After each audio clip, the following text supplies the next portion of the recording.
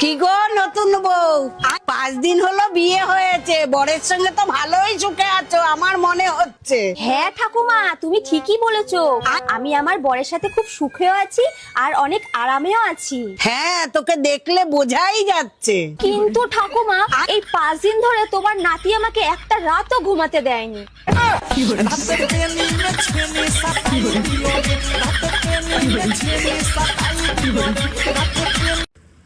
পৃথিবীতে এমন কোনো জিনিস নেই যেটা মেয়েরা পারে না। অনেক কাজ আছে যেগুলো মেয়েরা পারে না। কি? 1 ঘন্টা চুপ থাকতে পারবে? দাদু, গরম কিরকম পড়েছে? গরম রে ভাই, বিচি দুটো আমার সিদ্ধ হয়ে গেছে। বলছি শোনা, রাতে রান্নার কি হবে? ওহো, সোনা তো রং বদলাচ্ছে।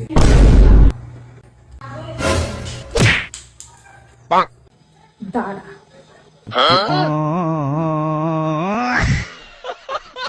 মেয়েদের কত কিছু সামলাতে হয়, ঘর সামলাতে হয়, বাবা মাকে সামলাতে হয়, বরকে সামলাতে হয়, তারপর বাচ্চাকে সামলাতে হয়। বাট একটা জিনিস মেয়েরা কখনো সামলাতে পারে না। কি? নিজের এই মুখটা।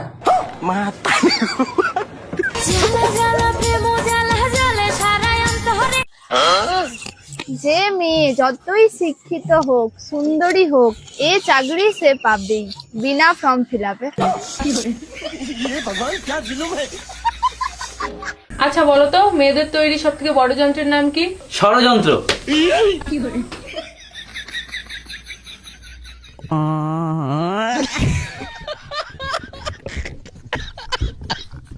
সোনা, হ্যাঁ, পৃথিবীর সবচেয়ে বড় গায়ক কে? পৃথিবীর সবচেয়ে বড় গায়ক হলো মশা। কেন? কারণ তার গান তোমার পছন্দ হোক চাই না হোক, তালি তোমাকে দিতেই হবে। আই লাভ ইউ সোনা।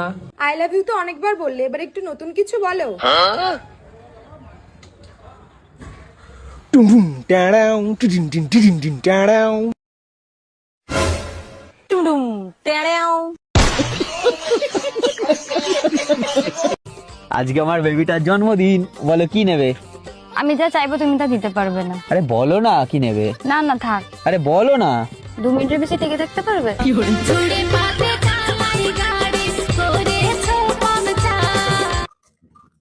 এই যে যেভাবে গাড়ির যত্ন নিচ্ছ, সেইভাবে তো একটু বইয়েরও যত্ন নিতে পারো।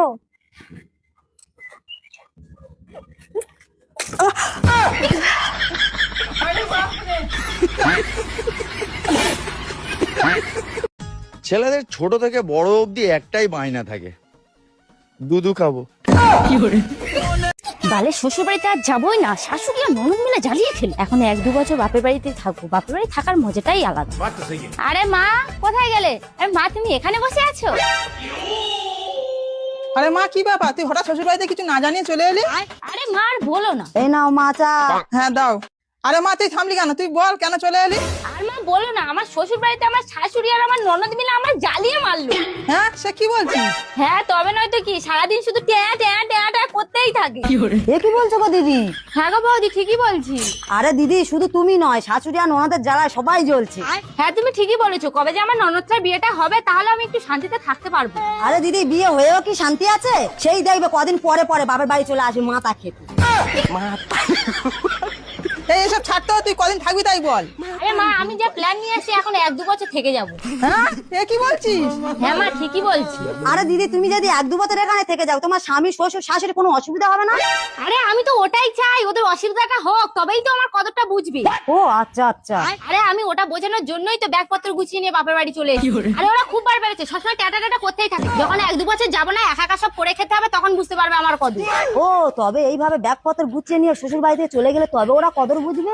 আরে হ্যাঁ, তবে নয় তো কি। আচ্ছা ঠিক আছে, দাঁড়াও, তাহলে আমি এক্ষুনি আসছি। আরে মা, ও আবার কোথায় গেল? আমি কি করে জানবো ও কোথায় গেল? এই নাও মা, ধরো তোমার সিন্ধুকের চাবি, আর আমি চললাম বাপের বাড়ি। আরে বৌমা, তুমি আবার বাপের বাড়ি যাচ্ছ কেন? ও বাবা, বাপের বাড়ি না গেলে তোমরা তো আমার কদরটা বুঝতে পারছো না। আমিও 2-4 বছর বাপের বাড়িতে ঘুরে আসি, তবে তো তোমরা আমার কদরটা বুঝবে। আরে বৌমা যেও না, দাঁড়াও বৌমা যেও না। আরে বৌমা যেও না, যেও না, দাঁড়াও বৌমা যেও না। ডাক্তার বাবু বলেছেন প্রতিদিন খাওয়ার পর এই ওষুধটা 4 চামচ করে খেতে। কিন্তু আমাদের ঘরে তো মাত্র একটাই চামচ আছে। মা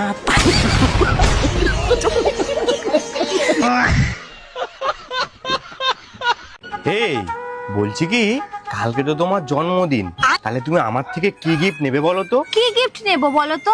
আমি যা চাইবো তুমি তা দিতে পারবে না। আরে না পারবো, তুমি বলে তো দেখো। তোকে কিছু গিফট দিতে হবে না, তুই 2 মিনিটের বেশি টিকে দেখাস।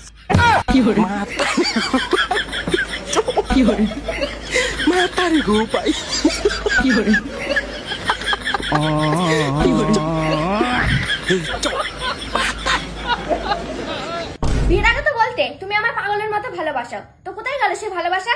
আমি এখন সুস্থ হয়ে গেছি। আচ্ছা, তুমি যে সারাদিন রান্নার ভিডিও দেখো, একটু তো রান্না করতে পারো না? না তুমিও তো সারাদিন ওইসবের ভিডিও দেখো, তুমি কোনটা পারো ভালো করে দিতে? এই কোথায় রে তুই? এই তো বাবা মন্দিরে এসেছি পুজো দিতে। পিছনে তাকিয়ে দেখ, আমি চণ্ডী পাঠ করছি। ইয়া দেবী সর্বভূতে নমস্তাস্যৈ নমস্তাস্যৈ নমো নমঃ মাতৃরূপেণ।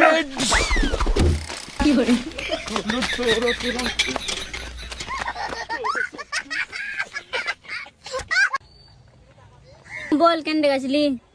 I love you. আচ্ছা চাকরি করিস তুই? না। তাহলে আমার খরচা কি করে উঠাবি? খরচা উঠাতে হবে, তাছাড়া কি? তাহলে ভালো, তাহলে বাঁচবো না, থাক। भोसड़ी वालों की तारीफ मुमकिन नहीं, भोसड़ी वालों की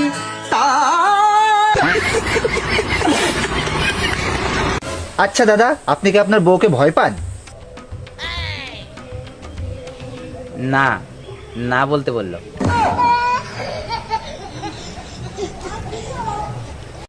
আচ্ছা তুমি কত টাকা স্যালারি পাও?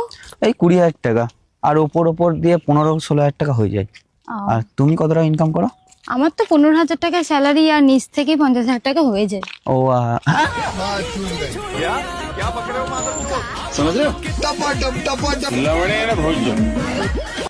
তুমি না আর আমারে আগের মতো ভালোবাসো না, তুমি অনেক বদলে গেছো। আরে কে বললো আমি বদলে গেছি? আমি তোমার আগের মতোই ভালোবাসি। তুমি শুধু একবার বলো যে তোমার নামটা আমি কোথায় লিখবো, বুকে লিখবো নাকি হাতে লিখবো? কি বলে? ওসব ফালতু জায়গায় লিখে কি লাভ? তুমি বরং তোমার জমির দলিলে আমার নামটা লিখে দাও।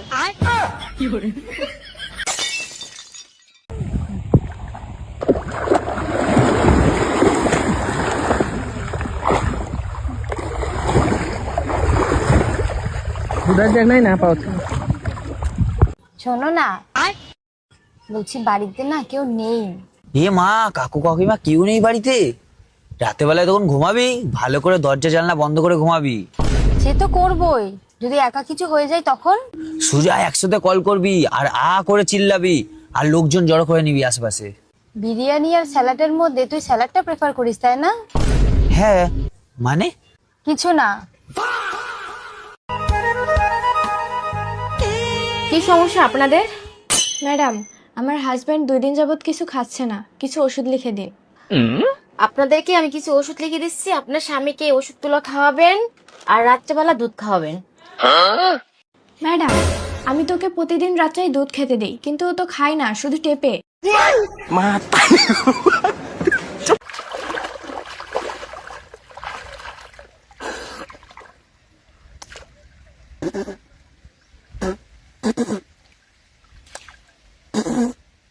শালা, এই জলটা এত গন্ধ কেন বে?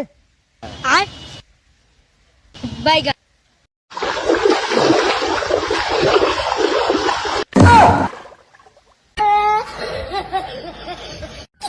শোনো বৌমা, ভালো করে বাজার করাটা শিখে নেবে। হ্যাঁ মা। বৌমা, তোমার কাছে বাজার করার জন্য যে টাকাটা দিয়েছিলাম এনেছিলে? মা টাকাটা তো টেবিলে রেখে এসছি, একদম আনতে ভুলে গেছি মা। তোমার কি বুদ্ধি শুদ্ধি সব গেছে? টাকাটা না হলে বাজারটা করবো কি দিয়ে? তাহলে মা এখন কি হবে? আচ্ছা ঠিক আছে, চলো দেখছি কি করা যায়। আচ্ছা কারু কাছ থেকে ধার করে নিয়ে বাজারটা করে নিয়ে আসবো। মা মা ওই দেখো।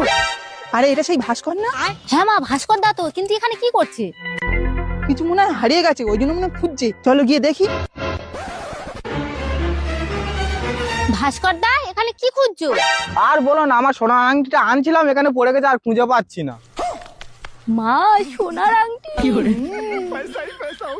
ভাস্কর, মনে হয় না নোংরার মধ্যে আর খুঁজে পাবি। কি আর করবি, যা বাড়ি চলে যা।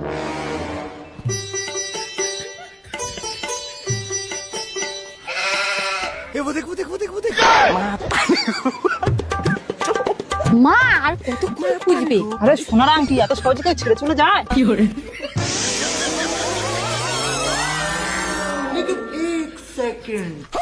মা চলে যাচ্ছে, এবার চলো।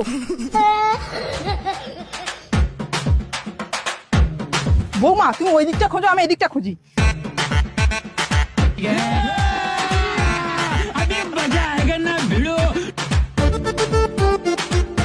বৌমা আমার দম হয়ে গেছে, তুমি খোঁজো, আমি একটু বসি।